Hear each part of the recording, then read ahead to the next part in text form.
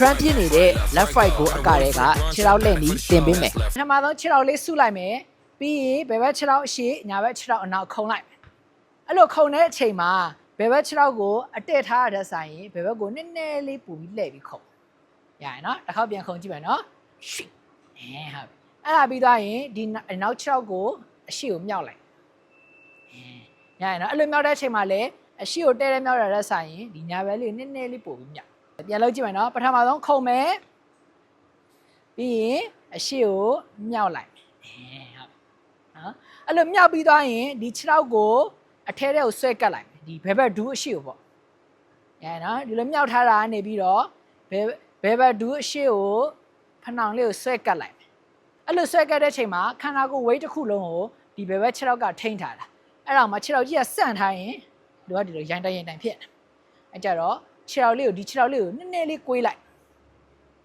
အဲ့ဒါဆိုရင်အကြာကြီးထိန်းလို့ရတယ်အာမီထော်ဖော် Okay. ပြန်လို့ကြည့်မယ်နော်ပထမဆုံးခုံမယ်ပြီးအရှိကိုမြောက်မယ်ပြီးဖနှောင်လေးကိုဒူးအရှိကိုဆွဲကပ်မယ်ရရင်နော်အဲ့ဒါရသွားရင်ဒီခြေထောက်ကိုဟိုဘက်ကိုလှည့်မယ်နော်ဒါပေမဲ့ဒီ position နဲ့ပဲလှည့်မယ်ဆိုရင်ခြေထောက်ကအများကြီးလှည့်လို့မရအောင်နော်အဲ့ကြတော့ပိုလှည့်လို့ရအောင်ဒီအနောက်ကခြေထောက်ကိုဒီလိုလှည့်လိုက်ဘာနဲ့တူလဲဆိုတော့ဒီဖနက်စနီကာရဲ့ logo သူများမမြင်ပါဆိုလို့ရှေ့လှည့်ပေးလိုက်တာယော့ကြည့်ဆို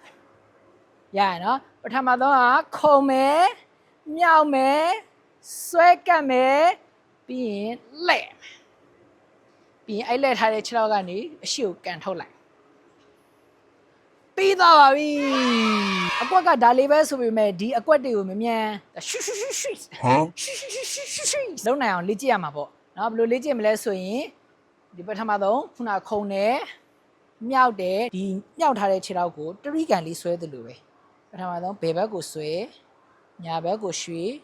အရှိထိပ်ပြန်ကန်ဘယ်ညာအရှိထိပ်ဘယ်ညာအရှိထိပ်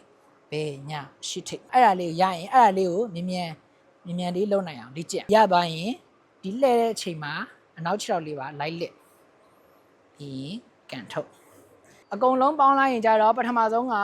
ခုံမယ်မြောက်မယ်ဆွဲမယ်လှည့်မယ်ကန်ထုတ်မယ်အဲ့ဒါမှခုံမြောက်ဆွဲလက်ကန်အလွယ်ဆုံးလိုက်ကလို့ရအောင်ပြောပေးထားပါတယ်ဖြည်းဖြည်းချင်းကကြည့်ပါအနေရပြီဆိုရင်အမြန်လေ့ကျင့်ကြည့်ပါနောက် tutorial တွေလွတ်မသွားအောင် like and follow လုပ်ထားအောင်เนาะတငယ်ချင်းတွေလည်းရသွားအောင် share ပေးလိုက်ပါဦးအားလုံးပဲ good luck have fun